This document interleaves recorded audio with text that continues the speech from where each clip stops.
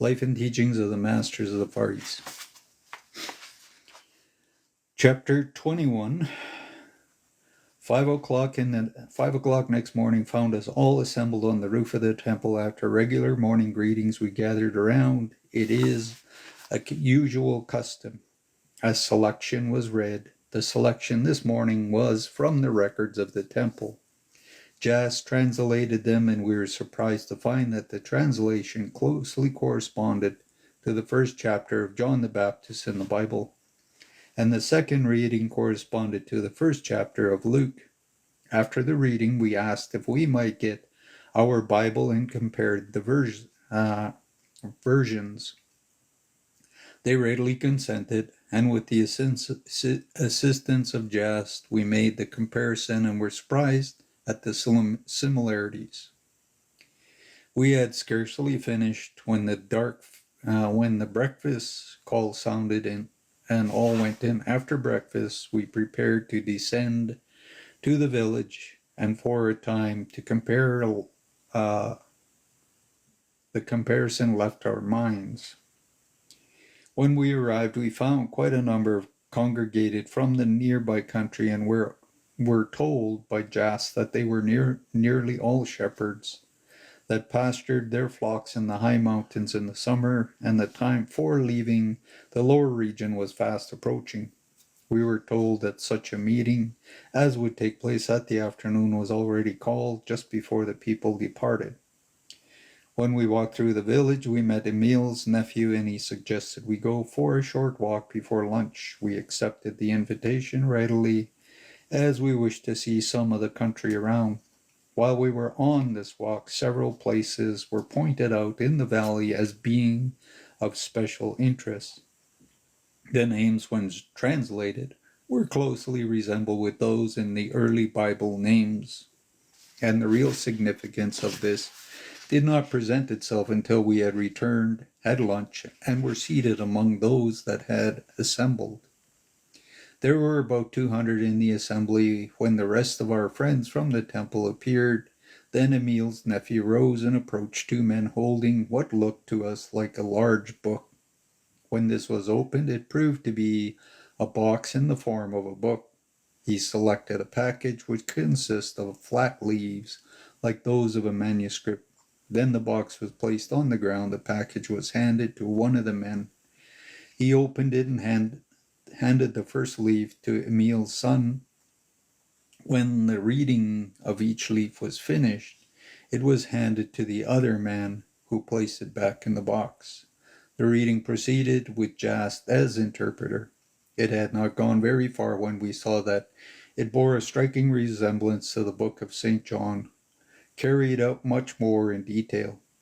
Then followed one similar to that of Luke, then one similar to Mark, and finally one that of Matthew. After the reading, the people collected in little groups, and we with Jas and Emil, for we were curious to know the meanings of it all. We were told these records were read each year at the meeting, and that this place was the center of the country where these scenes were enacted long years ago. We remarked that the similarity of these happenings with the chronicles in our Bible, and were told that there was no question but that some of the earlier scenes as chronicled in the Bible were taken from these records. But those happenings of the later dates, such as the crucifixion, took place elsewhere. The whole reaching in climax in the birth and the life of Christ, the foremost thought of it all was the search for the Christ in man, and to show those who had wandered away from the ideal that the Christ lived in them, as he always had. Emil went on to say, it does not matter where the scene was enacted. It is the underlying spiritual significance which we wish to perpetuate. We spent the balance of the afternoon and the next day making comparisons and taking notes. Space will not permit the inclusion here of these notes and comparisons, but the spiritual meaning will be understood by reading these chapters mentioned above. We found out that the father of Emil's nephew, who read the records to us, was born in the village and was a direct descendant of John, and that it was the custom of some members of the family to come to this place at this time and read these records. The temple above us was the one where Zachariah and John both had worshipped. We found that our friends wished to be on their way, so it was arranged that Jas, who stayed with us and the others would go on. We finished with the records the next day, then left the temple early that morning after. Although the hour was early, nearly all the villagers were up to bid us Godspeed. Next chapter. So the last one was 19, now we're in 20. I made a mistake when I was reading Roman numerals. The next 5 days out trail led us through the country that John had traveled. The 5th day brought us to the village where our horses were waiting us. Here Emil met us, and from this time on the traveler was comparative easily to the village where Emil lived. As we neared the village, we could see that the country was more thickly populated. Roads and trails were far better than any we had traveled. Our way led along the fertile valley, and we're following this valley to what happened to be a level plateau. We noticed the valley was gradually getting narrow as we went on, and at the last wall came in so close on each side of the stream, and they formed a canyon. About 4 o'clock that day we reached the village. We came suddenly to the perpendicular bluff over which the stream fell in, and it dropped off about 300 feet. The road led to the level place at the foot of the cliff near the falls. We found that there was an opening cut in the sandstone on an angle of 45 degrees to the plateau above, and steps had been hewn in the floor of the upper raise so that the ascent was an easy one. Great stone doors had been so arranged that they could be closed into the opening at the foot of the cliff, thus presenting a formidable barrier to the intruding foe. When we reached the plateau above, we found the stairways up. The incline was the only means of egress or ingress that the creek afforded. At one time there would have been 3 means of access, but the walls that surrounded the village had now been rebuilt in such a way as to bar all possible access. A great many houses in the village were built so that one wall formed a part of the wall that surrounded the village. We noted that when the house formed part of the wall, these houses were usually 3 stories high, and there were no openings for windows in the wall until the 3rd story was reached. At every opening, a balcony was built large enough for 2 or 3 people to stand upon comfortably. These, we judged, were arranged so that a lookout could be kept at all times. We were told the district was once inhabited by a native tribe that isolated themselves from the others until, as a tribe, they had disappeared, a few having been assimilated by the other tribes. It was Emil's home, and a place where we were to meet the members of our party, who had divided into a small group in order to cover more territory. Upon inquiry, we found we were the first to arrive, and that the others would be in the next day. We were assigned to one of the houses built into the wall of the village. The windows of the 3rd story looked out over the rugged mountain country to the south.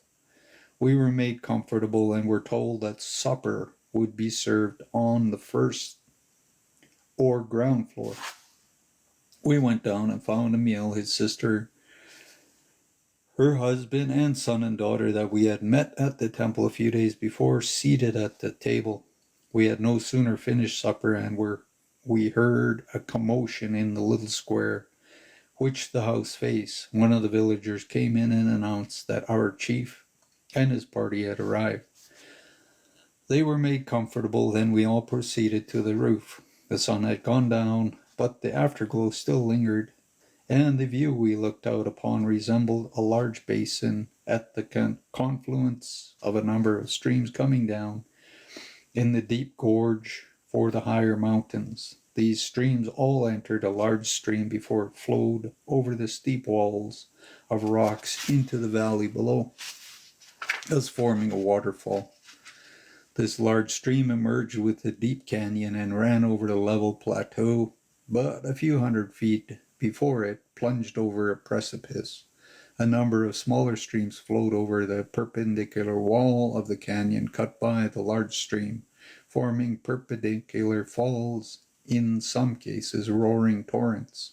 Some fell in sheer drops to 1 to 200 feet, while others had cut their way into the canyon wall and fell in a succession of a cataract. Far up in the mountains, the gulch were filled with the glaciers, and these glaciers projected like giant fingers from the great snow caps that covered the top of the entire range. The wall to protect the village had been joined of that the larger gorge where it jutted out upon the level plain, then ran out to the cliff where the water dropped into the valley below. Where this wall joined the wall of the gorge, the mountain rose perpendicular for 2,000 feet, thus creating a natural barrier. As far as the eye could see, we were told that the level plateau extended about 60 miles east and west, in some places was 30 miles north and south, and the only other means of access was at the widest part of the plateau where a trail led over a pass. This pass was guarded by walls similar to the one where we were. While we were talking over the advantages of the location for defense, Emil's sister and her daughter joined us, and a little later Emil, his sister's husband and son, came up. We noticed an undercurrent of excitement and were soon told that Emil's sister that they expected a visit from their mother that evening. She said, "We are so happy that we can hardly contain ourselves. So we do love our mother so. We love all that have gone on in the higher attainments very dearly. So they are so fine and noble and helpful. But our mother is so sweet and adorable, so helpful and loving, we cannot help loving her 1,000 times more. Besides, we are her flesh and blood, and we know you will love her as we do." We asked whether she came often. The reply was, "Oh yes, she has always come when we needed her, but she is so taken up with her work that she comes only twice a year, of her own accord, and this is one of her semi-annual visits. She is to stay a week this time, and we are all so happy we scarcely know what to do." Here the talk drifted to experiences of our associates while we were separated, and were deeply in this discussion when suddenly stillness came over all, and almost before we realized that we were sitting perfectly still, without a suggestion from anyone. The evening shadows had gathered until far-off mountain snow-cap looked like a great white monster, just ready to lose its icy fingers and reach out over the valley below. From the stillness came a gentle swish, like that of a bird alighting, and it seemed as though the slight mists were gathering on the eastern parapet. This mist suddenly took form, and there stood a woman wondrously beautiful in the face and form, with an intense radiant light about her that we could scarcely look upon. The family started to their feet and advanced rapidly towards her with outstretched arms, exclaiming, "Mother!" Almost as one voice, she stepped lightly down from the parapet to the roof and embraced each as any fond mother would. Then the introduction to us, she said, "Oh, you are the dear brothers from the faraway America that have come to visit us. I certainly am overjoyed to welcome you to our land. Our hearts go out to all that we feel that if that would only let us, we would just put our arms out and embrace all, as I have embraced these I call mine, just now. For we are in a reality one family, sons of the one Father, Mother, God. Why can't we not all meet as brothers?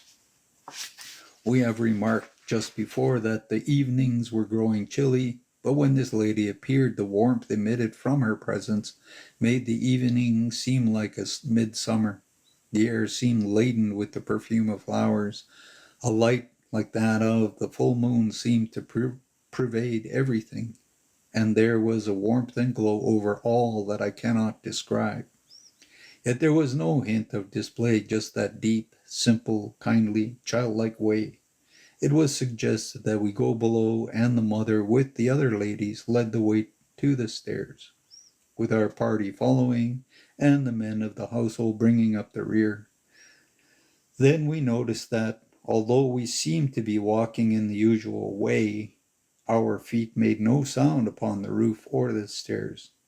We were not trying to go quietly. In fact, one of our party said he deliberately tried to make a noise and could not. It did not seem as if our feet came in contact with the roof or stairs. We went into a beautiful furnished room. As soon as we entered, we were seated. We noticed the warmth and glow of the room was filled with a soft light that none of us could explain. All maintained a deep silence for a time, and then Mother asked if we were comfortable, located, and cared for, and if we were enjoying our trip. The talk led to generally everyday subjects, and she seemed familiar with them all. The talk then led to our home life, and the mother gave us the given names of fathers, mothers, sisters, brothers.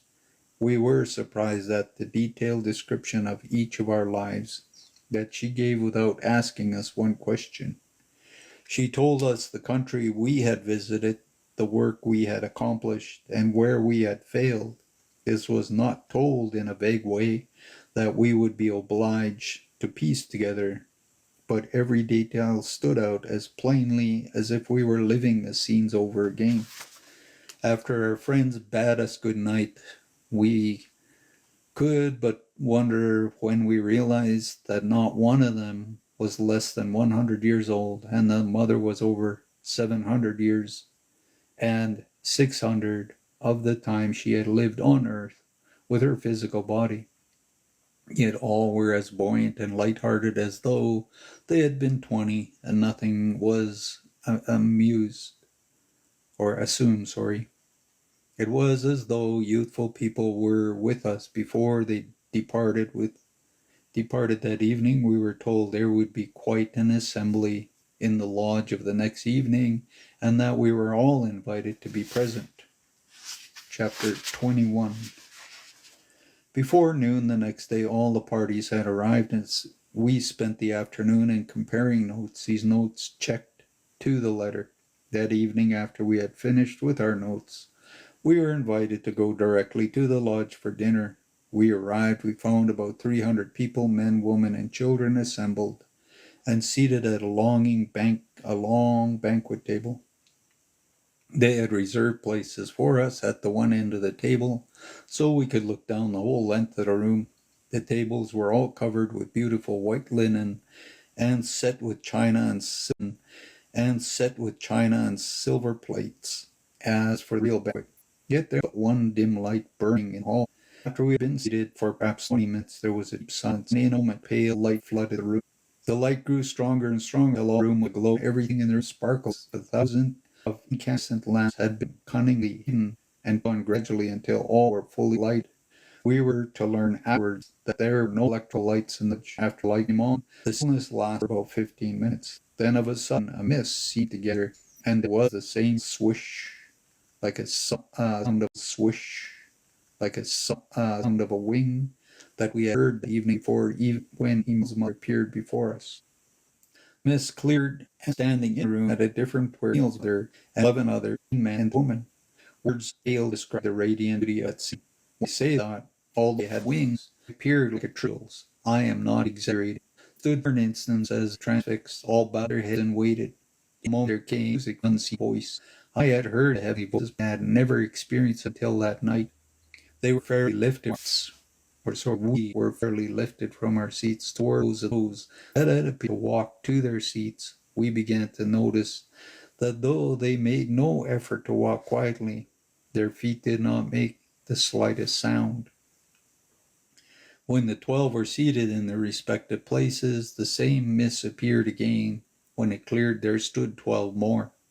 This time there was 11 men and 1 woman, and among these were the friends of the records. As they stood there for a moment together, song burst forth. When the song was nearly ended, the 12 walked to their respective places without the slightest noise. They were no sooner seated than the haze again filled the room. When it had cleared, there were 13 standing, this time across the far end of the hall. 6 men, 7 women, 3 men and 3 women on each side of the woman in the center.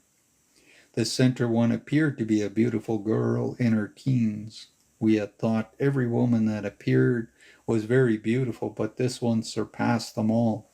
They stood with bowed heads for a moment, and the music again burst forth. This music floated out for a moment, then the choir of voices began.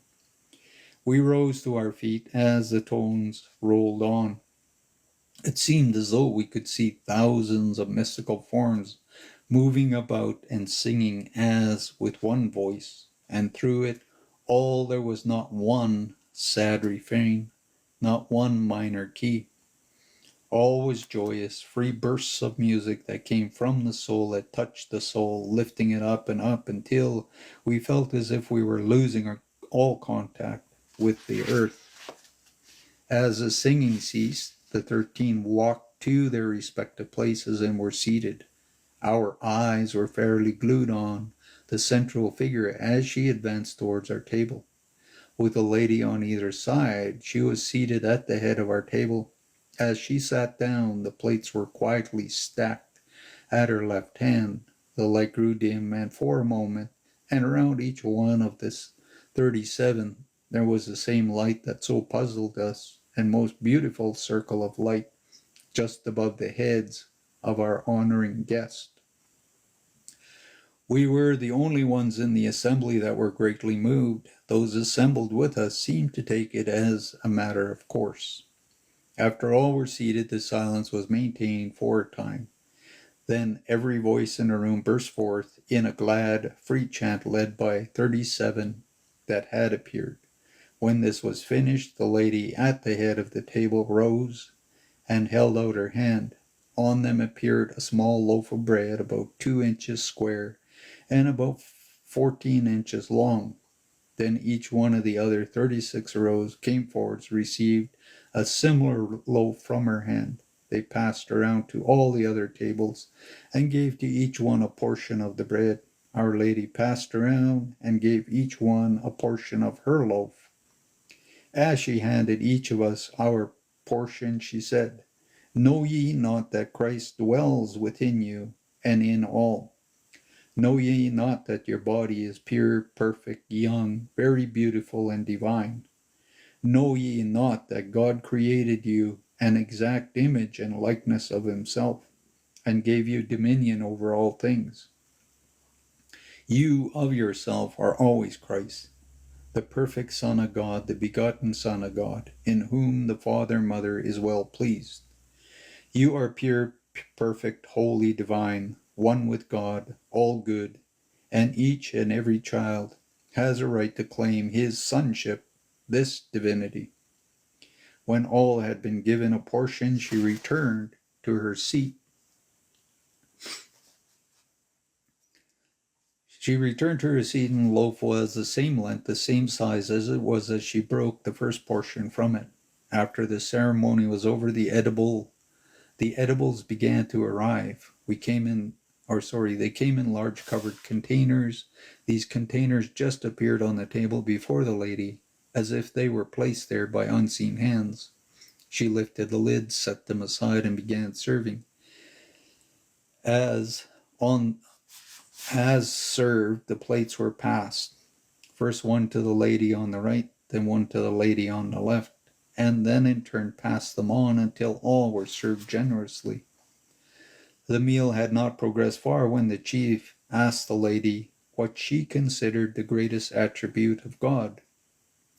Without a moment's hesitation, she answered love, and then she went on to say, The tree of life is located in the midst of the paradise of God, the very depths of our soul, and the rich, abundant fruit that grow and ripen to its fullest perfection. The most perfect and life-giving is love. Love has been defined by those who perceive its true character as the greatest thing in the world. I might add that it is the greatest healing force in the world. Love never fails to meet every demand of the human heart. The divine principle of love may be used to eliminate every sorrow, every infirmity, every harsh condition, every lack that harasses humanity.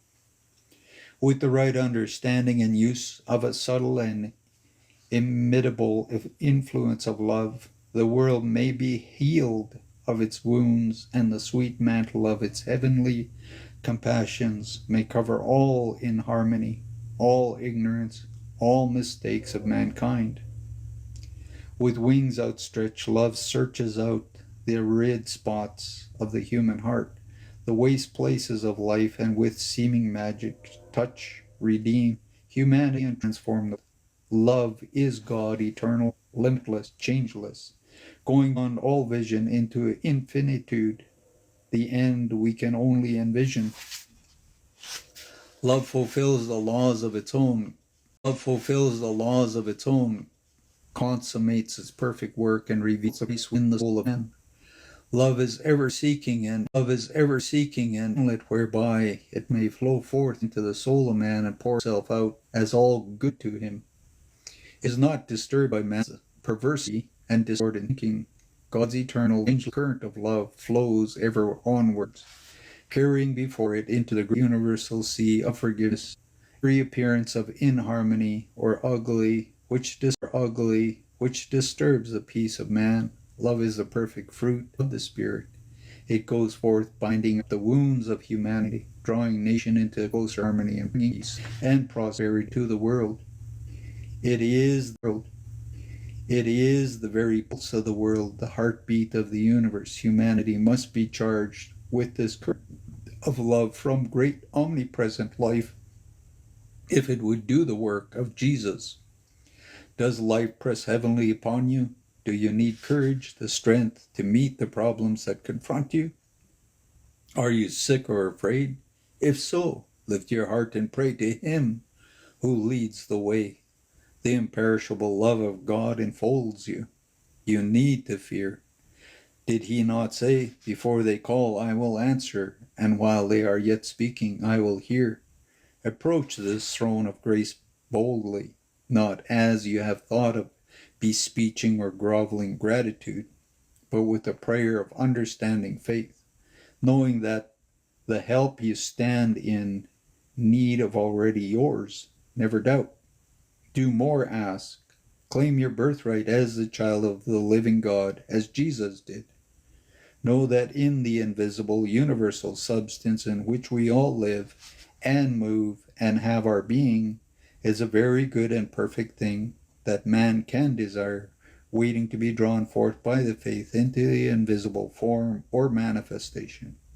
Read in your own great book that Paul says love in Corinthians 1, chapter 13, using the word love instead of charity, as was intended. Consider Solomon when, in the night of his experience, he allowed his radiant love nature to expand to the universal plane of consciousness, where he asked to be of service and not for self. This brought him wealth untold, and added to this was the life and honor beyond his power to ask. He recognized the wisdom of love, and love released its boundless wealth upon him. Silver was counted as naught in the day of Solomon. Even the drinking vessels of the mighty kings of love, were of pure gold. To love is to release God's unlimited storehouse of golden treasure. If you love, we cannot help giving, and to give is to gain, and the law of love is fulfilled. Then by giving, we set in operation the unfulfilling law of measure for measure. With no thought of receiving, it is impossible to avoid receiving, for the abundance you have given is returned to you in fulfillment of the law. Give, and it shall be given unto you. Good measure, pressed down, shaken together, and running over, shall man give unto your bosom. For with the same measure that you mete withal, it shall be measured to you again. If we work in spirit to love, we must have God's presence in consciousness. To be one with life, love, wisdom is consciously contact. To consciously contact God is to have abundance pressed upon us, the same as abundance of food has been pressed upon us tonight. You see, there is an abundance for all, and none need want in the presence of God's abundance. This thought of abundance must lift the mind far beyond the bounds of limitation. To conceive abundance, one must relinquish all thought of things in particular. This concept is so large that it will not permit the thought of detail. To hold it in mind, consciousness must swing far out into the universe and reveal in the joyousness of perfect freedom. This freedom, however, not be taken for license, for we are held responsible for every thought, every act. Our consciousness cannot attain to this freedom in an instant. The breaking of the last vestige of limitations may be accomplished in an instant, but the preparation for the glorious event has gone before the preparation in the minuteness detail has been accomplished from within. Just as every petal of flower is perfected in every detail within the bud. When the perfection is completed, the bud bursts and sepals shells, and the flower comes forth beautifully. Just so man must break the shell of self before he can come forth. God's laws are changeless, and same as they have ever been. While they are immutable, they are benefic, for they are good. When we live in conformity to them, they become the very foundation stones on which we build our health, our happiness, our peace, our poise, our success, and attainment. If we abide fully in God's law, no evil can befall us. We do not need to be healed. We are ever whole. How well we realize in the great heart of the humanity there is a deep homesickness which never can be satisfied with anything less than a clear consciousness or understanding of God our Father. We recognize this hunger as heart cry after God. There is nothing the human soul so long for as to know God, whom to know aright is life eternal. We see people ever shifting from one thing to another, hoping they will find satisfaction or rest in some accomplishments or in the possession of some limited mortal desire. We see them pursuing and gaining these things only to find themselves still unsatisfied. Some fancy they want houses, land, some great wealth, some great learnings. We are privileged to know that man has all these things within himself. Jesus, the great master, attempted to have all see this. How we do love him. He stands out so beautifully triumphant because of his attainment. We love all who have reached the heights of the high places in consciousness that Jesus has. We not only love them for the attainment, but because of what they really are. Jesus never allowed himself to dwell in the eternal after his illumination. He always kept his thoughts at the central part of his being, which is the Christ. In Jesus, the Christ, or central spark, which is God in all, living in everyone today, was drawn forth to show itself perfectly ruling the material body of flesh man. It is in this way that he did all his mighty works, not because he was in some way different from you. He had no great power than all have today. He was not in some way the Son of God, and we only servants to God. He did these works because this same divine spark which the Father has implanted in every child born was fanned into a brighter flame by his own efforts in holding himself in conscious communion with God himself, the source of all life, God, and power. Jesus was a man the same as all men are today. He suffered, was tempted, and tried, just as you suffer because of temptation and trials.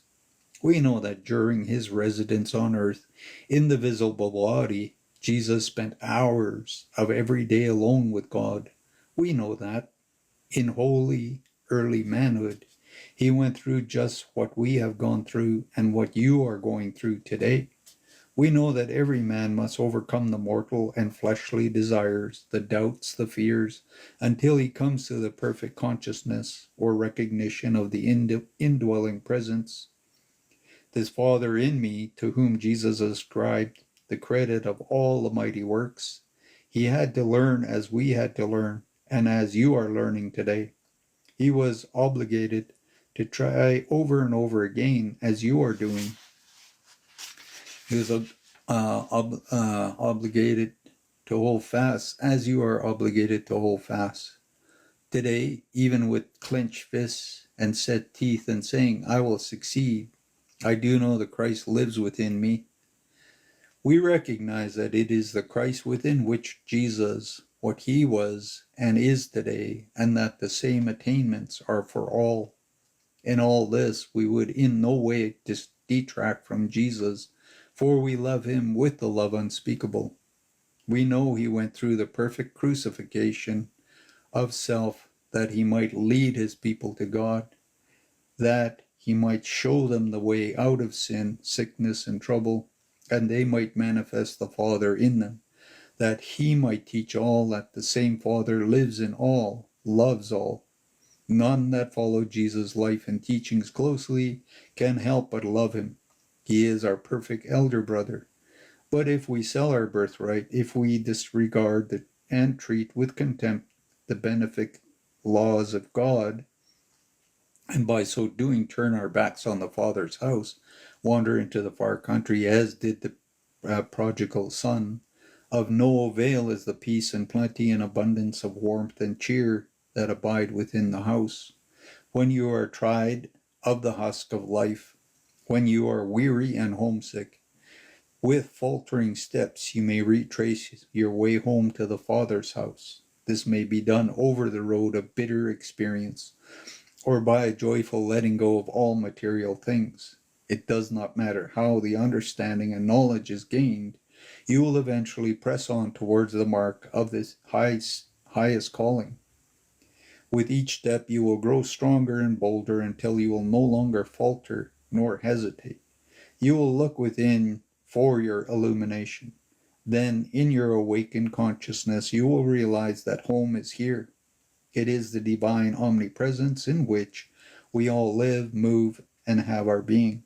We breathe it with every breath. We live it with every heartbeat. Do not think you must come to us. Go into your own home, your church, your house of prayer, and that's your heart center. Your house of prayer alone, anywhere you choose. Jesus, the great love master, can help you. All those that have passed and are receiving the highest teachings can help you and are endeavoring to help you where you are now at all times. How plainly we see Jesus and all the others always ready to help those who call. You need but make the call and the answer before the call is even finished. They stand and walk beside you every moment. What you must do is raise your consciousness so that you can see and know that you walk beside them. Then you will not falter.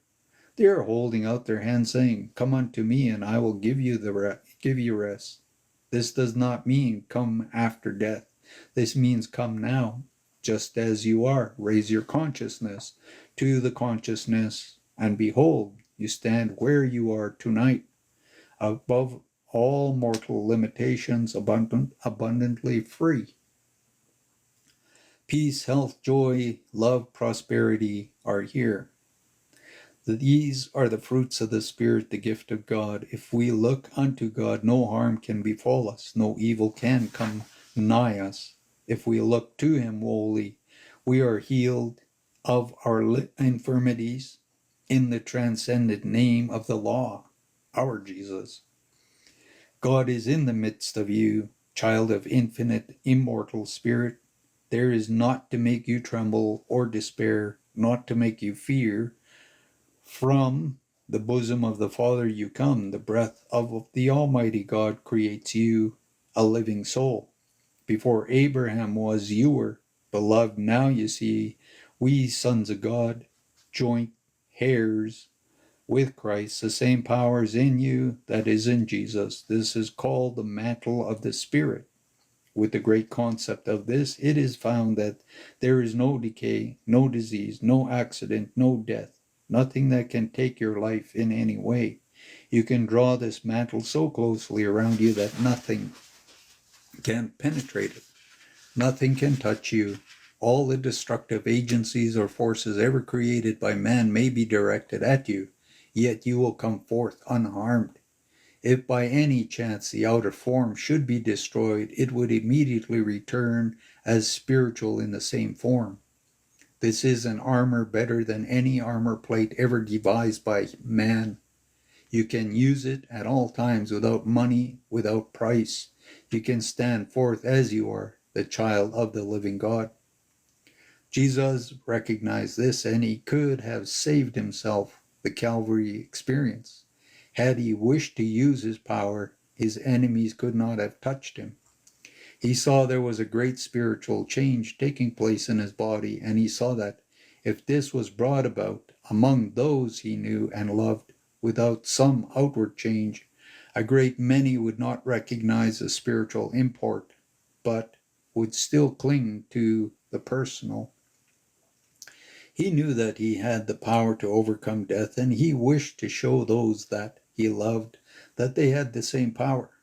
So he chose the Calvary way, the way they could see, and seeing they would believe. He also wished to show that he had so perfected his body that should his enemy take his life, as they looked upon his life, and place his body in the tomb and roll the great stone thereon, the last limitations that man could put upon it, still, he, the true self, could roll away the stone and raise his real or spiritual body above all mortal limitations. Jesus could have taken his body and disappeared, but he chose to show that when the spiritual body is developed, no material accident or condition can destroy it, not even the taking of the life by another. After the crucifixion and ascension, his body so highly developed spiritually that Jesus was obliged to raise the consciousness of those about him to a plane where they were able to see him, just as we are obliged to raise the consciousness of nearly all those about us tonight. When the woman came into the tomb that morning and found the stone rolled away and the grave cloth laying by, even they did not know him until he had raised his consciousness to the plane where they could behold him.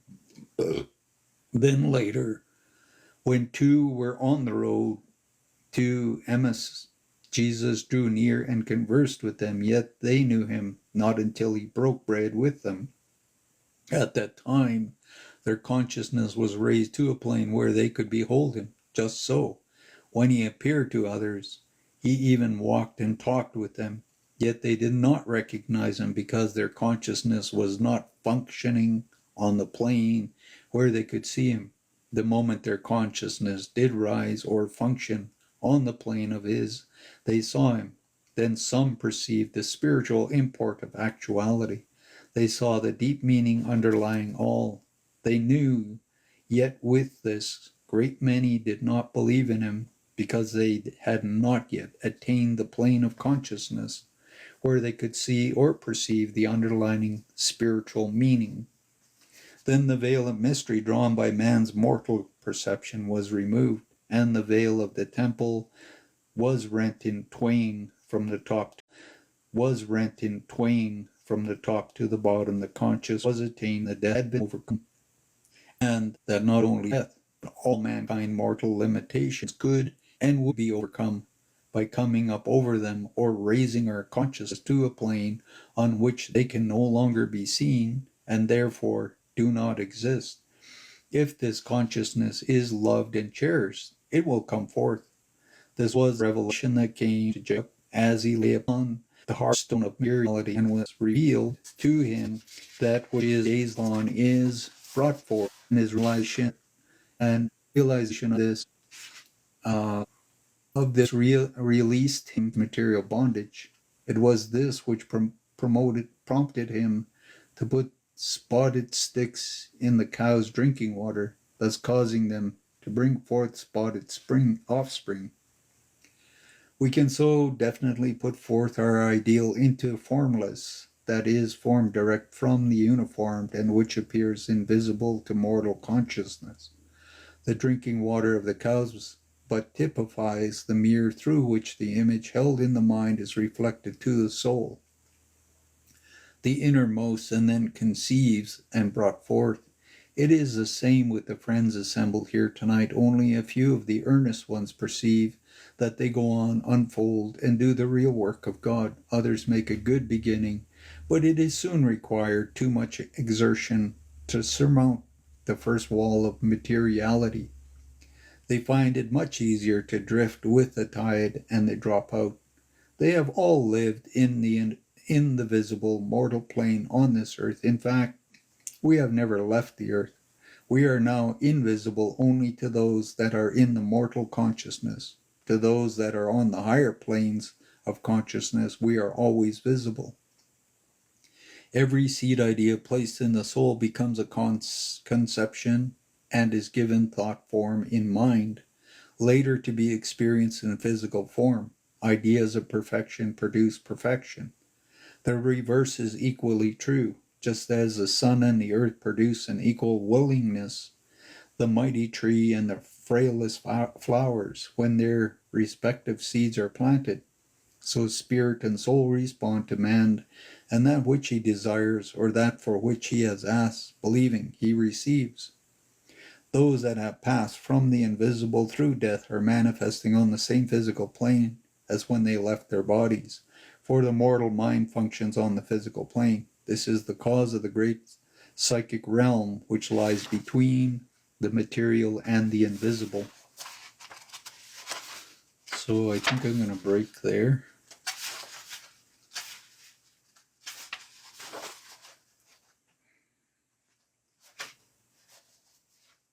Then I'll just finish this part, because then I'll only have around 20 pages to read. It's just about the chapter, just about done. So material or invisible, a true spiritual, and through which is aspiring, the true spiritual must force their way before the spiritual is perceived. In order to perceive the spiritual, we must forge through the psychic directly to God. Death releases a soul. This is where everybody's trying to be psychic. And like I say, it's got things to learn and move past. Death releases a soul only to the psychic plane and the manifestation on some spiritual plane it was in when the soul was released from the body. The one was passing has not perceived that there is but one spirit, one mind, one body, and all came forth from this one and must return to it. The spirit sent forth from this one and given a perfect body is as much a part of the one spirit as our arm is a part of our whole body, and is never separate from it any more than any member of the body is separate as separate part, but is one in a whole body and must be joined with it to make up the whole. So must all spirits of expression be fitly joined together to be complete and perfect. They shall all be gathered together in one place, means that we shall be conscious that we are one expression of divinity and all from the same source, God. This is an atonement and at one-ment. Knowing we are all created in the image and likeness of God exactly like Him, an image through which he may and can express the ideal he has conceived for us. To be willing that God shall express perfectly through us the highest ideals he has conceived is the meaning of, not my will, but thine, O God, be done. None can raise above mortal thoughts without doing the will of God, whether he does it consciously or unconsciously. Here the talk drops for a moment, and one of our party asked about the relativity of matter. She went on to say, the real world is substance. The relativity of substance, let us consider for a moment the five kingdoms, the mineral, vegetable, animal, man, and God kingdom. We will begin at the mineral, the lowest. We find every particle of the mineral kingdom expressing the one life, the life of God. The disintegration or division of the particles of the mineral combined with the elements of the air and water have formed soil, every particle still retaining the original life, the life of God. This gives place to the vegetable kingdom, the next higher expression of God to come forth. Then the vegetation or vegetables, every part of which contains this life, has taken up a part of this life from the mineral, has increased and multiplied it, and is expressing it one step higher towards the God kingdom. This gives place to the animal, the next higher expression of God. Then the animals, every part of which contains the one life, has taken up the part of this life from the vegetable, has increased and multiplied it, is expressing one step higher towards the God kingdom. This gives place to man's kingdom, the next higher expression of God. Then the man kingdom, every part of which contains that one life, has taken up the part of this one life from the animal kingdom, and in expressing it one step higher, gives place to the God kingdom, the highest expression through man. When man has attained this kingdom, he recognizes all have come forth from the one source, all contain the one life, the life of God, and he has gained the mastery over all material things. But we need not pause here, for all is progression. When we arrive here, we will find there are new worlds still to conquer. Now we come to the place where we recognize that all space and magnitude contains the one life, the one God, that all is from one source and substance. Then all substance becomes relative and related, does it not? Here the talk ended, dinner was finished, and the room was cleared of tables and chairs. There followed a time of frolic and fun, including dance and song, with music furnished by the invisible choir. We all enjoyed the good time together. The evening finally ended in music and song. The invisible choir became visible, walking among those assembled, and at times floating just above their heads. The final ending was one outburst of music, song, and laughter, with all participating. Taken all together, it was the most impressive scene that we ever witnessed. We were told that if we would become quiet, we could hear the music at all times, but it is only on occasion like this that the choir accompanies the music. We tried this a number of times afterwards and found we could hear the music. This was always low and beautiful and sweet, but it never had the glad free ring that the one evening, unless we were a number of masters congregated. We were told that this music is what has been called the angels' choir. They call it the symphony of the soul in accord. We stopped in this village 3 days, and during that time saw a great deal of our friends. The evening of the third day, they bade us goodbye, saying they would meet us at our winter quarters, and disappeared. So, okay, chapter 22. The next morning we left the village with only Emil and Jas accompanying us, our objective being the village we had decided upon for our winter quarters. The winter in this part of the country are quite severe, and we felt that we wished to make certain the comfortable quarters before the cold spell set in. In this, as in the great many other matters, our fears were not well grounded, for when we arrived we found comfortable quarters all around for us. Our trail from the village led across the plateau and then up the long winding canyon to the divide where the second fortified village that guarded the plateau had been crossed was located.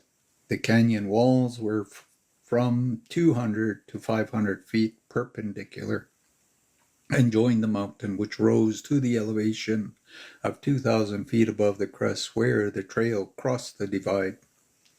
At the point of the divide, two great rock ridges jutted up out of either side of a level space about 5 acres in extent. These two ridges were about 600 feet apart. A wall 40 feet high had been built across the open space, thus connecting the two ridges of rock, forming an effectual barrier. This wall was 60 feet wide at the bottom and 30 feet wide at the top, and was so constructed that top formed a runway over which huge rocks could be rolled, then dropped to the ground on the other side of the wall, where the ground sloped sharply and connected with a steep declivity, down which the trail passed on the way to the other side of the divide. There were chutes arranged along the wall at intervals of 100 feet so that the rocks could gain headway enough to clear the base of the wall before they struck the ground. When they did strike, they would roll down the slope, then over the declivity and down the canyon for about 4 miles before they would stop, if they did not fly into pieces from their own momentum. In all, this formed an effectual defense, as the canyon was not over 50 feet wide at any place in the 4 miles. It was steep enough to give great momentum to the rolling rocks. There were also 2 places on each side of the canyon where rocks could be loosened and would roll down. These places were connected by trails cut along the mountainside from each side of the wall. There were a number of rocks, each about 12 feet high, placed along the top of the wall ready for an emergency. We were told that it had not been found necessary to use any of them, as there was but one tribe that had ever attempted to gain access to the village uninvited, and this tribe had been all but annihilated by rocks released from the 4 stations in the canyon walls. The first rocks released in their downward course had released others until an avalanche swept down the valley, carrying all before it. We were told the rocks on top of the walls had rested where they were for 2,000 years, as there had not been a war in that country during this time. We found that 6 houses comprising the village were built into the walls 3 stories high, with the roof level at the top of the wall. Access to it was thus gained by stairways leading through each story to the roof of each house. Openings for the window were left in the wall at the 3rd story. The windows overlooked the canyon below. The trail could be seen from these windows and atop the wall as it wound around the mountainside miles away. We were made comfortable for the night in the 3 stories of one of these houses. After an early dinner, we went to the roof to see the sunset. We had been here but a few moments when a man appeared 50 years of age came up the stairs to the roof. After being introduced by Jas, he joined in the conversation. We soon found he lived in the village we had selected for our winter quarters and was on his way there. We supposed he was traveling as we were and invited him to join our party. He thanked us and said he was able to make the distance much more quicker than we could, and he had stopped in the village to see a relative would be home that evening. The conversation then turned to the temple the 3 of us had visited with Emil and Jas. This man spoke quietly and said, "I saw you sitting on the parapet of the temple that night." Then he went on and he gave Then he went on, he gave the dream or vision just as it came to me, and as it has been set forth in this book. This came as a surprise to me as my associate, as I had not mentioned the occurrence to them. This man was a perfect stranger to us, yet he recounted the dream as vividly as if it had appeared to me. Then he went on to say, "You were shown just what you are shown. That man came forth in unity just as long as he has consciously realized this, used the power and dominion rightly. But the moment he, in his mortal self, conceived dual powers, he began to see dual. He misused the power and brought forth duality. For man is free will agent and brings forth that which he gazes upon. Then diversity and wide separation resulted, and this has followed him all over the earth. But a change is coming. Diversity has but reached its limit, and mankind is recognizing that all came forth from one source. Recognizing this, men are now coming closer and closer together. Man is beginning to realize that every other man is his brother instead of his enemy. When man does fully realize this, he will see that just as all come from one source, all must return to that source or become as brothers in reality. Then he will be in the heavens and will recognize the heavens mean the inner peace and harmony created by man right here on earth. He will then see that he makes his heaven or hell just as he chooses. This heaven has been conceived rightly and misplaced geographically. He will know that God dwells within him, and not only within him, but in everything about him. Every rock, tree, every plant, every flower, every created thing, that God is in every air we breathe, the water, the money he spends, and God is the substance of all things. When he breathes God as much as he does the air. When he partakes of food, he partakes of God as much as he does of food. It is not our wish to form new cults or sects. We feel the churches that are established today are sufficient, and they are the logical centers to reach out and help the people to realization of God through the Christ in all. Those associated with churches must realize that the church but typifies the one thing, the Christ consciousness in all mankind. If they realize this, where can the diversity lie but in the concept of man's mortal mind, and not in the church? Wherein then one church or society different from another? The diversity thought that exists today must be wholly in man's mortal mind. See what this diversity has led to: the great wars, the intense hate gender between nations and families and even individuals. And all because one church, organization, or another has thought that its creed or doctrine was better than that of another. Yet all in reality are the same, for they all led to the same place. It would not be possible for each to have a heaven of his own. For if it did, when a fellow man finished with his particular brand of church organization and was ready to receive his reward, he would be obliged to spend the remainder of his existence looking through the maze of heavens for a particular one he is destined for. The church organizations and those associated with them are coming closer each day to a time that will come when they will be united as one.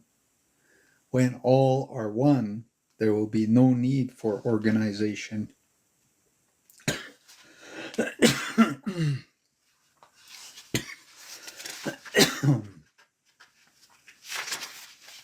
Yet the fault does not lie wholly with the church organization. Few people have awakened to realize of what life really holds for them.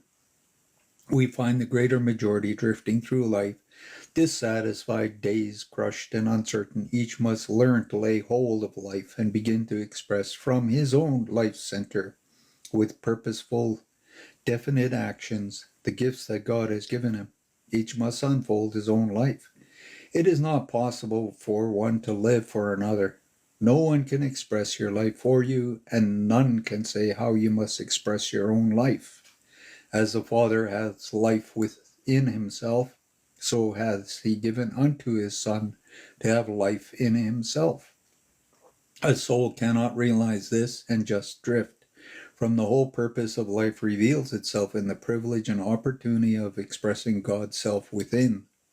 That man is and shall be the divine image and likeness of himself is God's purpose for man. To express that which God has conceived for him should be man's great purpose in life. When Jesus was on the mountaintop and his disciples came to see him, see what words of wisdom he spoke unto them. His consciousness was awakened to this realization, and he had become established in his high resolve that man can unfold in the fullness of power only when he has a true ideal, a real purpose in life. A seed can begin to grow only when it is firmly fixed in the ground. The God power within can bring forth a true desire only when it is firmly fixed in the soul of man. We must all know, as Jesus did, the first spiritual impulse towards expression is a definite desire to express. Jesus said, "Blessed be the poor in spirit," realizing that any limitation in life that can create a desire in the individual to raise superior to the limitations and free himself from it is good. He realizes that need is the prophecy of fulfillment. He looked upon every need as soil prepared for seeds. If the seed were planted, then allowed to grow and came forth, it would fill the need. Need or desire in the unfoldment of life is misunderstood. That it must be crushed out of the heart is taught by some great teachers. Jesus said, "Woe unto you who are satisfied. If you are satisfied, you are at a standstill." In order to contact life fully, we must seek each moment to express life fully. Desire for this urge towards it. Weary of crawling on the dust of the earth, man yearns to fly, and this longing invites him to find the manifestation of the law that will enable him to rise above his present limitation. Finding it, he is able to go where he will without thought of time or distance. It has been said that man proposes and God disposes. The reverse is true, for God proposes and man disposes. If man is so disposed, he can do all that God does. Cannot the Son do what the Father has done? The failure of the outer thing is to the failure of outer things to satisfy leads the soul to seek the power within. Then the individual may discover the I am. He may know that within him lies all power to satisfy the soul, to fulfill its every need and desire. This knowledge may not come until the individual is driven by the buffeting of the world to seek his inner plane of peace and calm. When he knows I am is the fulfillment of his desire, the desire is filled. To look outside the God self for the fulfillment of his desire is fully. Unfold, the self must do the unfolding. Then what a realization, what an awakening to know the I am. To know that within is the power substance, the intelligence from which all forms take form. And to know that the moment of definite and true idea of desire can be intelligently formed, the power, intelligence, and substance of spirit must flow to it and bring it forth. Are these not treasures in heaven that we have not beheld? Here in uniformed lie boundless treasures hidden within ourselves. How clear this is to the one that has found the pearl. To think, seek ye first the kingdom of God and his righteousness, right useness, and all things shall be added unto you. The reasons they are added is that they are made out of every essence of spirit. The consciousness must first find the spirit before it can form the desired thing. The awakened one perceives the creative principle within, then he sees this realization is his life opportunity. He has a vision or becomes aware of his possibilities or the possibilities that lie before him. With the knowledge that the creative power lies within, he recalls his heart's desire. This becomes an ideal or mold that draws forth power and substance to fill the mold. I see is the soul's conception. It is the promised land. The dream comes true towards which the soul may look in faith. Although it may not yet be consciously possessed, it must come forth into visible form as he fulfills the law. A wilderness of experience may have to be met and overcome. This but makes the soul worthy of atonement, understanding the vision as a land of promise, an ideal that is to be realized or become real. The soul now sees only the good, the object of its desire. Here there must be no doubt, no wavering, no hesitation, for this would be fatal. One must be true to the vision and press on. The vision is typical, as necessary as the plan of the specification of a building. One must be true to the vision as the builder is true to the plan and specifications the architect has furnished. All but the truth must be eliminated. All great souls are true to their vision. Everything brought forth was first a vision, a seed idea planted in the soul, then allowed to expand and come forth. These souls never allow the unbelief of others to influence them. They are willing to sacrifice for their vision. They are true to it. They believe in it, and it is to them as they believe. Jesus remained true and steadfast to his vision. He adhered to his plan, even when those nearest and dearest to him were unbelieving and untrue. It was unto him as he believed, and it is so unto all. When the individual starts for the promised land, the land of darkness must be forsaken, forgotten. He must leave the darkness and start towards the light. It is impossible to go and stay at the same time. The old must be forsaken, the new adhered to. He must forget the things he does not wish to remember, and remember only the things he wishes to retain. One is as essential as the other. The vision only must be remembered if he wishes to fulfill. He must remember by holding in mind the vision he wishes to reproduce. He must disremember or reuse to remember the things he does not wish to reproduce. Every idea, thought, word, and act must be true to the vision in order to bring it forth. This is true concentration, the concentration of devotion, the centering of the force upon the essential. This is loving the idea. It is only through love that an ideal can be given expression. Love makes the ideal or idea become the real. If at first he fails, he must be determined and press on. This is the exercise of the will, the cry of the self-confidence, the expression of faith directing the power towards the ideal. This ideal could never be attained without this conscious direction of power, this exercise of the will. And yet it would be fatal to the ideal if the will, too, were not ideal. The will must possess the same quality as the idea to serve. If the will does not possess the desire to serve, the power the will wishes to direct cannot be released from the soul. The will to be served turns the life current against self. The will to serve keeps the life current flowing through self and keeps the self in radiation. To serve gives purpose to vision, to release love in life. How can love be expressed until it flows through the one expressing life? If it flows through the consciousness, the whole organism responds. If it thrills every cell of the love it expresses. Then the body becomes harmonized, the soul becomes radiant, The mind becomes enlightened, the thought becomes keen, brilliant, alive, definite, the word becomes positive, true, constructive. The flesh is renewed, purified, and quickened.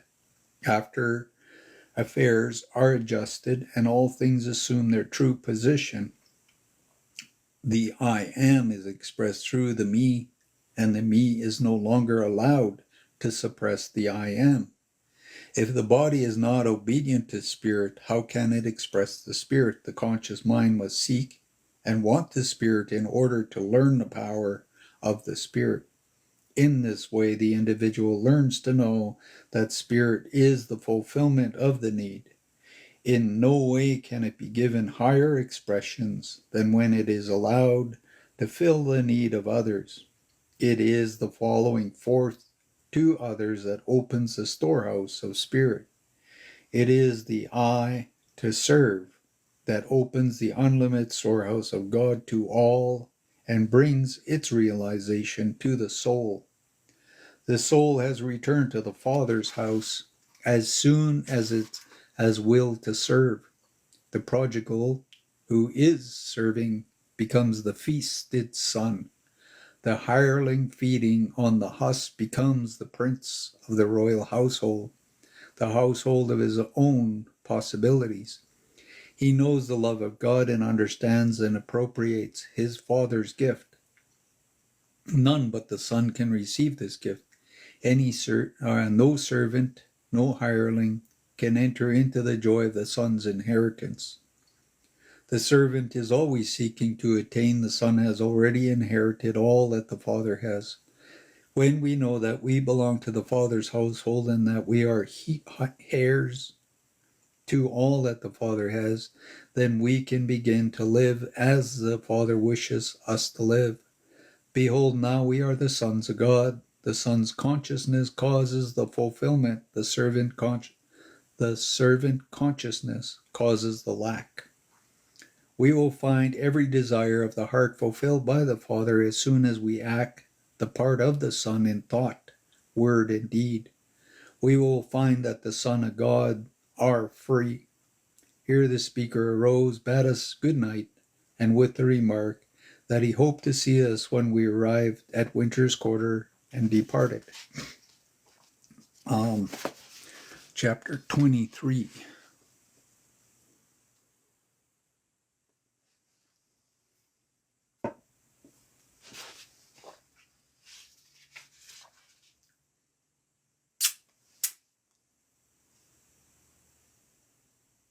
Cool, Denny Jackson. You have a good day, Putney. Chapter 23. We left the village the next morning. For 3 days the trail led through a rough mountainous country so sparsely populated that we were obliged to pitch our tents each night. No provisions had been taken along the trip, yet when food was needed it was there. No sooner were the arrangements made for the meal than abundance of food was right at hand to be partaken of, and no time did we see it all consumed. There was always a little left. The evening of the 3rd day we reached the head of a wide valley, through which valley we were to travel to reach the village of our destination. From this time on, our road led through a fertile, well-populated valley. We had selected this village as our winter quarters for the reason that it was located in the heart of the country we were visiting, and we felt that it would give us the opportunity we desired to come in daily contact with people for a larger period of time. A great many of the people we had met in different places we had already visited lived in this valley, and they had all extended cordial invitations to visit them. We felt that by staying in the village for the winter, we would have ample opportunity to observe their daily life more closely. We reached this village November 20th and made a number of short trips from there until the snow came on and travel was made difficult. We were housed in very comfortable quarters. The people were very kind. We prepared to enter into the life of the village. All the homes were thrown open to us, and we were told that the Latching strings were always out, and they had considered all men brothers. At this time, we were invited to share the home of one of the remarkable women that lived in this village, whom we had met before. We felt that we were comfortable and that it wasn't was not necessary to trouble her. She insisted it would be no trouble, so we moved in baggage, and made her home our home during the remainder of our stay. I shall never forget the first time we met her. It was in a small town near the border where she introduced. We thought she was not a day over 18, and we all thought her beautiful. What was our surprise when we were told she was over 400 years old and one of the most loved of teachers. Her whole life was spent in the work. When we first met her, we had been thrown in daily contact with her for nearly 2 weeks, but her true self did not show forth until we saw her in her own home. After living in her home and being in daily contact with her, we could readily see why people loved her as they did. It was impossible for anyone to do otherwise than love and respect her. We lived at this lady's home and ate at her table from the last of December until the following April. We had ample opportunity to observe her home and home life of a number of others in this village, and we found their lives ideal. The more we saw all these people, the more we loved and respected them. We had ample opportunity to corroborate all that they had told us, regardless their age, by records that could not be contradicted any more than our records can be contradicted. Chapter 24. Time went on until the last of December and the year was drawn to a close. We had noticed that a number of persons were congregating for the one ceremonial event that the masters participated in, particularly alone. Each day we were introduced to strangers, all spoke English, and we began to feel that we were part of the village life. One day we were told that the event would take place on New Year's Eve, and we were invited to be present. We were also told that while this event was not for outsiders, it was in no way a secret meeting, that none of the meetings were private. The assembly was for those who had commenced the work and had taken up in earnest and had gone far enough to realize that they wanted to live the life. Those who had accepted the higher consciousness and realized what this meant in their lives. It was called by some the Feast of Passover. These gatherings were usually held at some stated location at this time of year, and this place had been chosen for the occasion this year. The morning of the day appointed, the assembly dawned bright and clear, with the mercury well below zero. It found us all eager, for we felt that this evening would add to the many interesting experiences of the trip. We arrived at the appointed time and place at 8 o'clock that evening and found about 200 assembled. The room was lighted in the same way as the one mentioned before and was very beautiful. We were told that the beautiful young lady who once before had been our hostess would have charge of this service. A few moments after we were seated, she entered the room, and we all marveled at her youth and beauty. She wore a beautiful white gown, but there was no attempt at display. She stepped quietly to the small platform and began her address. We are gathered here this evening with the desire to enter into the fuller meaning of passing from the lower to the higher consciousness, and we welcome those of you who are prepared for this. At first you followed us, led by your interest in the things you have seen us accomplish, which you at first looked upon with awe and wonder, thinking of them as marvelous. We know you have at this time learned to look upon these things as everyday occurrences of the life we've lived, as it should be lived, a natural everyday life that God would have us live at all times. By this time you are satisfied that we have not performed any miracles. You realize the true spiritual meaning of what you are doing. The consciousness that functions from the true spiritual plane always interprets all forms in terms of the ideal underlying them.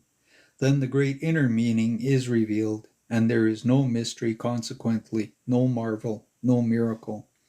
This passing over from the lower to higher conscious means putting away the material, where all is discord and inharmony, and taking up and accepting the Christ consciousness, in which all is beauty, harmony, and perfection.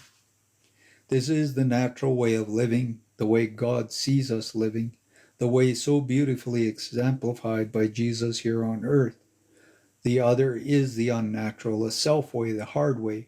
When we realize it, it is so easy, so natural to live the Christ way.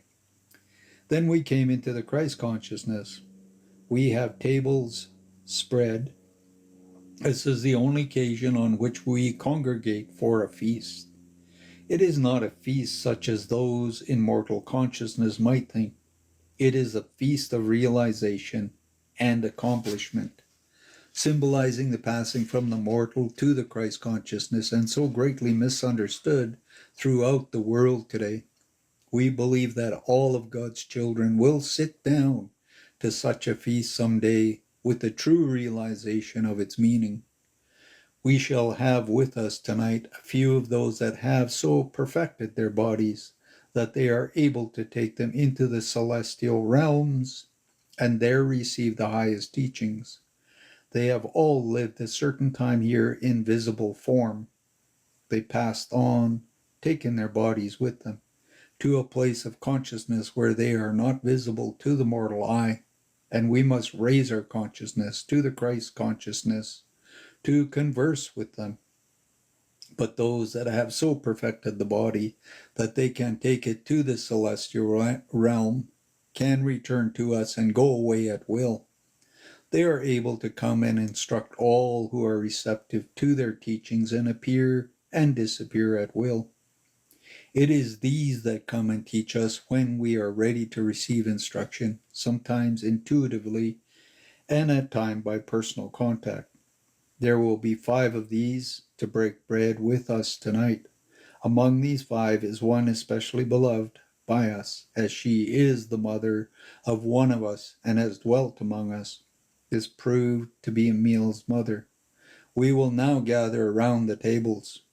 The lights were dimmed for a moment, and all sat perfectly quiet with bowed heads. Then the lights came on, and the 5 stood in the room, 3 men, 2 women. They were all dressed in white and were radiantly beautiful, with the soft glow of light about each one of them. They walked quietly forwards. Each took a place left vacant at the head of each table. Emil's mother took the place at the head of our table, with our chief at her right and Emil at her left. After the 5 were seated, the edibles began to arrive. It was a simple meal of vegetables, bread, fruit, and nuts, but very palpable. The talks that followed were chiefly instructions, and those who had assembled for the occasion. They were given in the native tongue and were translated by Jast. I will not include these talks, as the greater part has already been given. Emil's mother, the last speaker, used perfect English, and her voice was clear and concise. These were her words. We use forces every day that man, in the mortal concept, laughs at.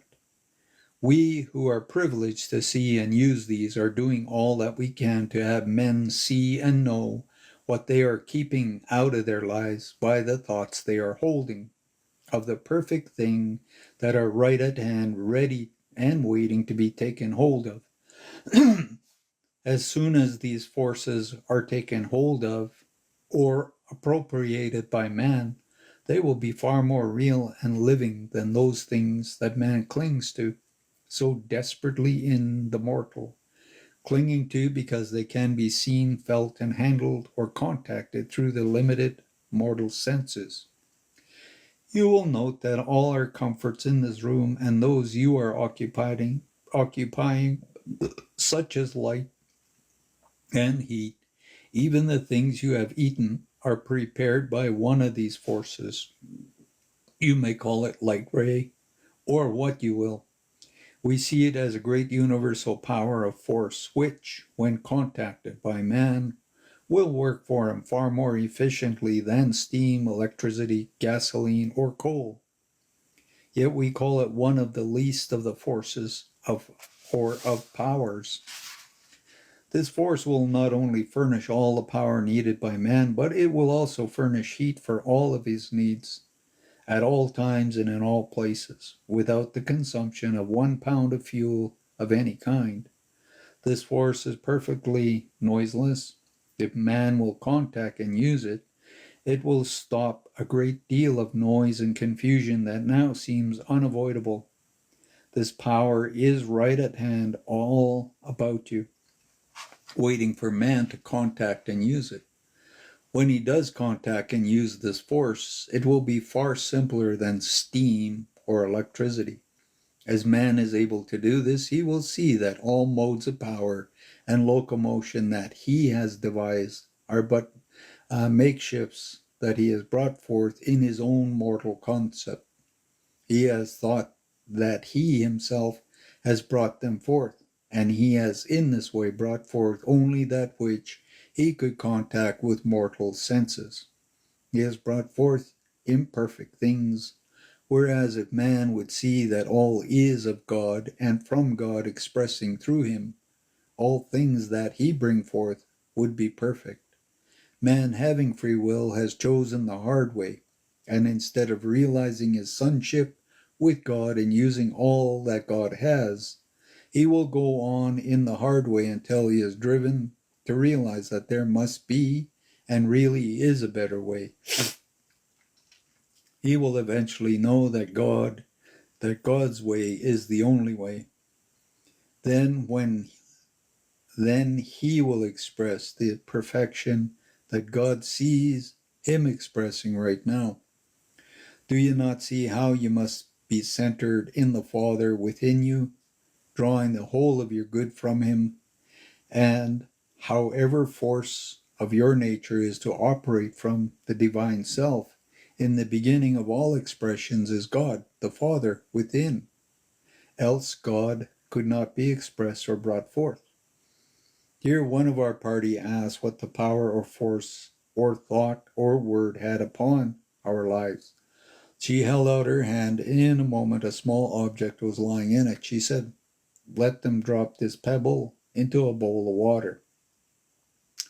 You see that the vibration caused by the pebble coming in contact with the water radiate from the center in ever-widening circles until they reach the rim of the bowl, or outer edge of the water, where to the eye they seem to lose their force and stop. What really happens is this: as soon as the vibrations have reached the limits of the water, they start on their return journey back to the place where the pebble entered the water, and they do not tarry until they reach that center. This exactly represents every thought or word we think or speak. The thought or word set in motion certain vibrations that go out and on in ever-widening circles until they encompass the universe. Then they return as they went forth. To the one that sent them out, every thought or word we think or speak, be it good or bad, returns to us as certainly as we send it forth. This returning is the day of judgment spoken in your Bible. Every day will be a day of judgment, therefore. The judgment will be good or evil, just as the word or thought sent out is good or evil. Every idea, thought, or word becomes a seed. This seed idea is sent out. Planted in the soul, held in the mind, becomes the conception later to be brought forth, or expressed in the physical form. Thoughts are ideas of perfection, bringing forth perfection. Thoughts or ideas of imperfection bring forth imperfection. The sun and earth combined will produce with equal willingness the mighty banyans or banyans are the smallest flowers if the seed is planted. It is in this way that the soul and spirit respond to the call of man, and that for which he asks by word or thought he receives.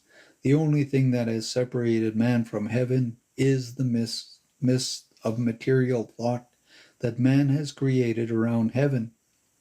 And this has given rise to the mysteriousness that surrounds all things divine. This veil of mystery is gradually being pulled aside, and it is found that there is no mystery.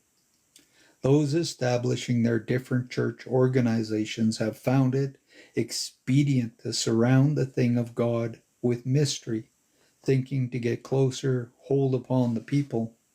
But all are now finding that the deep things of God are real, simple things of life. If not, of what avail are they?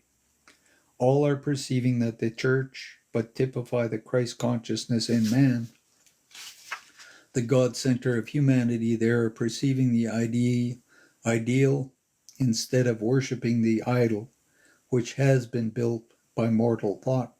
Look at the vast number of uh, heterodox organizations springing up on every hand. Though widely diversified now, they are bound to lead to the one. Has not this one thing come forth to bring the church to the true realization? We who have so perfected our bodies that we are able to take them where we will, are privileged to see and be in what is called the celestial realm. This realm is known to the great many as the seventh heaven. This realm is thought to be the very mystery of mysteries. This again is where man is mortal thought has erred.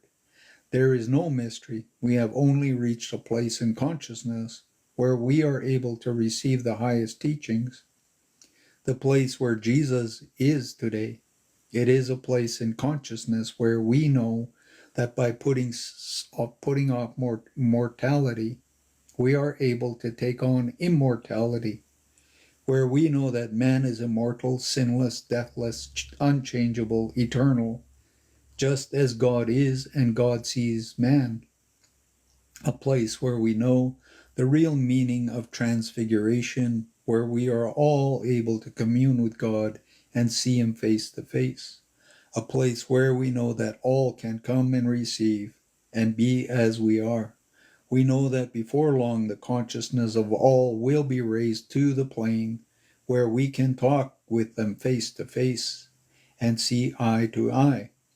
Our withdrawal from their sight is but the raising of our consciousness above that of the mortal, and by this we become invisible only to those in mortal consciousness.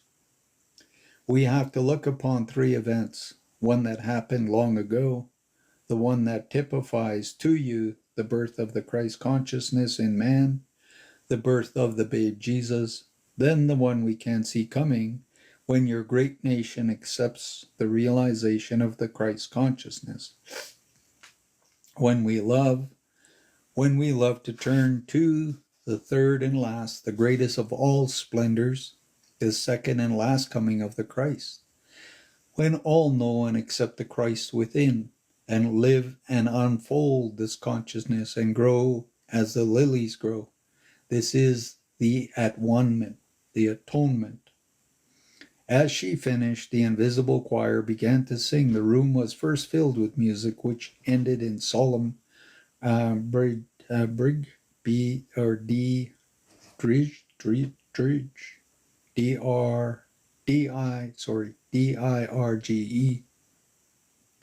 Then there was silence for a moment, and the choir again burst forth with one glad riot of music, with each measure ending in a boom like the stroke of a great bell.